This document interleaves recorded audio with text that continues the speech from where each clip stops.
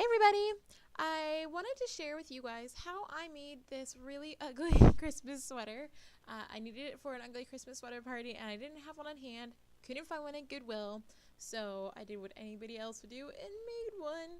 I ended up buying this kind of like mesh. It wasn't mesh, but it was like one of those thicker weave, I don't know, whatever, sweaters from Goodwill. It was about $5.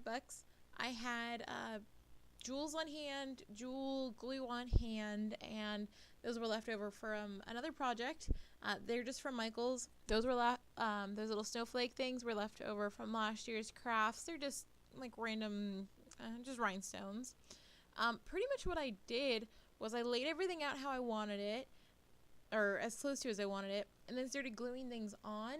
I actually did the tree first, glued it on, and then went and added the snowflakes and stuff later on because I wasn't sure how crazy I wanted to go, but I figured anytime that I could go all out, this would be the time. So a little glue goes a long way.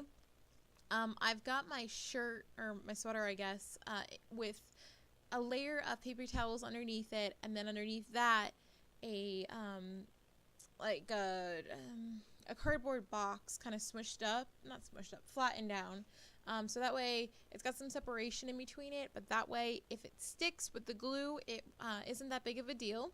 I glued it all on at night. It took me about an hour-ish or so. I let it sit overnight, ran my hand over it in the morning to make sure nothing popped off, and mostly I didn't forget anything. Pulled the paper towels out.